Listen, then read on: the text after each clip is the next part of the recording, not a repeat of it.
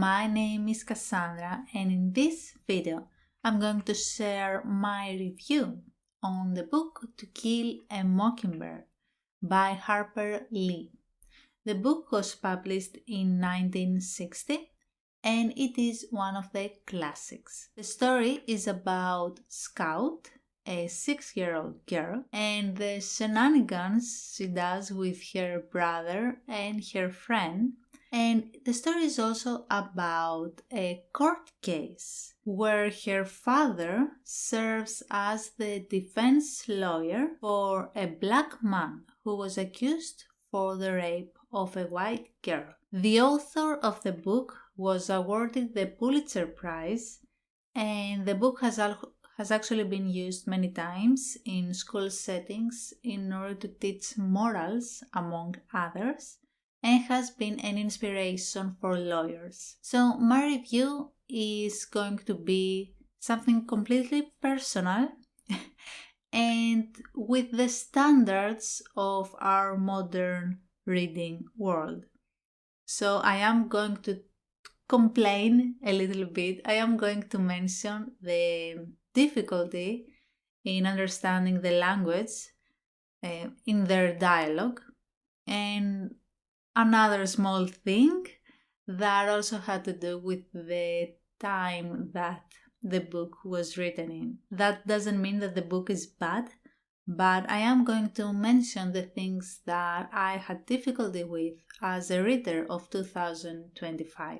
To start off, this was my first time reading a classic. I understood exactly why these books are called that way, because the things they talk about and the messages they give, in spite of how different the circumstances are now in our world, are still applicable to the world today, and they are also universal.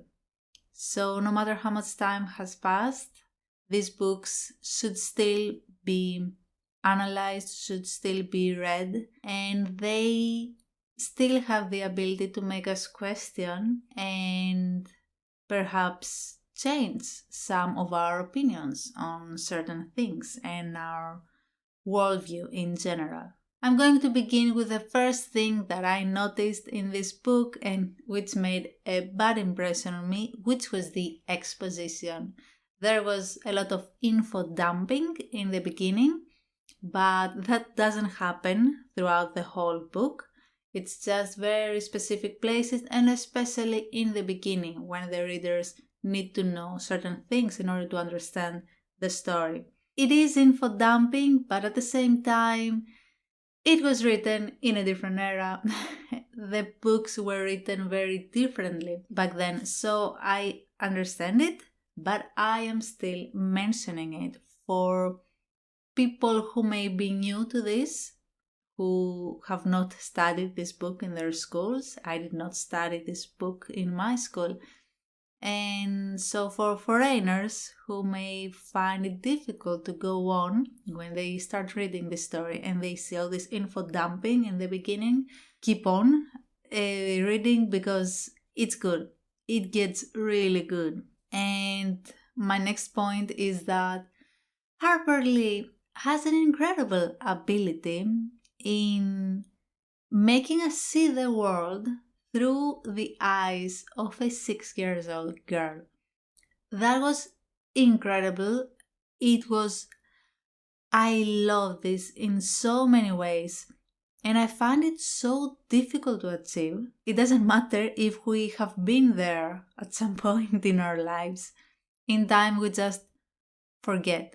Right? I don't even remember how I was feeling when I was a teenager. It's absolutely incredible how Harper Lee can show us this innocence of Scout, but also make us, as the adults, understand what's happening. So there was always a very specific choice of words that were used, a very specific choice of words in dialogue, but also in the actions that were happening and what Scout was seeing through her eyes and how this was translated to us. And Scout is is innocent because she's young, but she is also very smart because her father is a lawyer, and the way he raised his children and the way he was talking to them, it actually had a great impact on Scout. So although she is young and naive and reckless, she is also smart, and in time she starts to question some things and to notice people more and to learn to read the situations and the environment. And it's amazing to watch this happening and watch all of it through the eyes of a 6 years old girl. I find fascinating how the narration was done in this book. Another thing that I had difficulty with was the dialogue.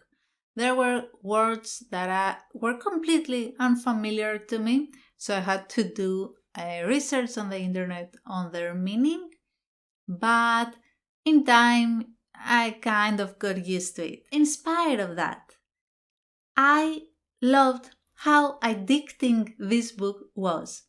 Because in the beginning, although not much is happening in the sense that there is no talk at all about the court case, and we're just watching some kids doing their weird things and causing a little chaos in their neighborhood, in their area.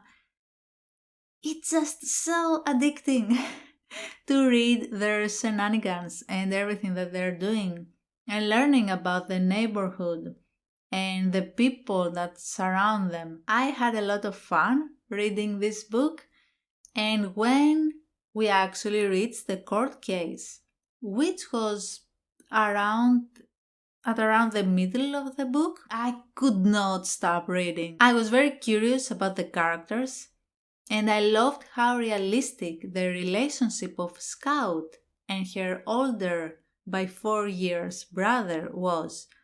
And I actually had to do a little research, and I saw that Harper Lee actually did have an older brother. Of course, she had many siblings. This is important because this relationship between the siblings are taken from her experiences, and that's why it feels so realistic and so genuine. I also enjoyed learning about how Black people were treated in America back then. It's different to watch a documentary, and it's different to see something through fiction. It definitely affects you more.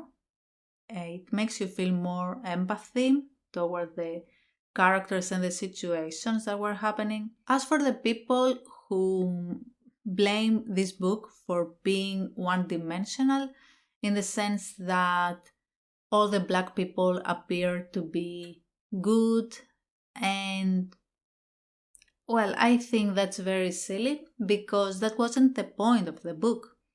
It wasn't about showing the many colors of an entire race, but it was about a very specific court case and how racism and people's beliefs of that time, white people's beliefs, because they were the ones that could make the decisions, how that affected the court case and what was the outcome. So you cannot expect a book that has a specific goal to touch on a different other unrelated subjects, because it was about one court case.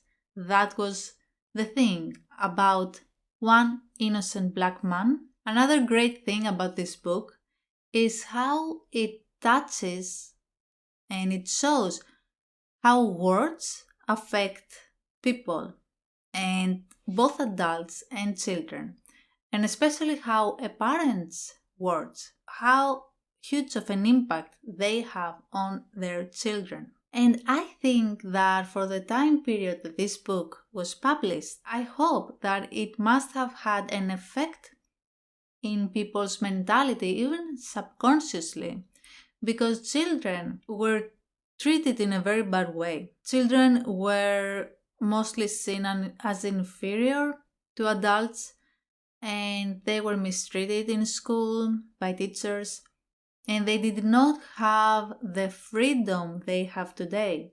Of course, today we also reach the other extreme of having too much freedom. Since I reread the book in order to write this review, the second time I read Atticus's speech at the jury, I thought of how much courage the author needed in order to publish this book. Because I'm thinking of, she didn't know how people would react to it and how much backlash it could have in the society. So I find it very admirable that she took the risk and published it. And I am so happy that she did, because this book, considering the fact that it's being studied in schools for its good messages, this book has helped make the world a better place. And I believe that's the reason stories exist, in order to make our world better. Another little thing that I didn't like about this book is that after the court case, I felt like the events that followed lasted for too long. And perhaps there were more events than I anticipated. Because I was expecting for some kind of closure, but things didn't end yet. And there was another twist that made me both sad and happy to read. It was a strange experience, just like it was for Scout as well. I love that I became so invested to the characters that their emotions had completely taken me over. If they were mourning, I was mourning. If they were crying their eyes out, so did I. I could feel their anger and their happiness and their joy. And it's a good book, a really good book. So in spite of more events following than I anticipated after the court case, then the twist happens, and the way the story ends, it's like it makes a full circle and it goes back to the beginning in a way. And I really enjoyed that. It also makes me kind of think how we started and everything that happened in the middle and where we ended up. Of course, I don't even need to rate this book. It's a 5 out of 5, no question. It's a really good book, and I don't know if I was just lucky to choose it first as a classic, but I think it's a good introduction into the classic genre. There are moral teachings that are not given to us in a stagnant kind of way, and they are actually given to us throughout the entire book by the way Atticus was raising his children and the way Scout's and Jem's perspectives expanded upon seeing the court case. That was my review of To Kill a Mockingbird, my humble opinion of the story, not an analysis in any way, and I would be interested to read your point of view when you started reading this book. What was your experience? What was the first thing that made an impression on you, both positive and negative? And what was the feeling that you got when you reached the end? Thank you for watching. I hope to upload more reviews and analysis of books and movies. If you enjoyed my content, please consider liking and subscribing. And I will see you again in the next video. Bye bye.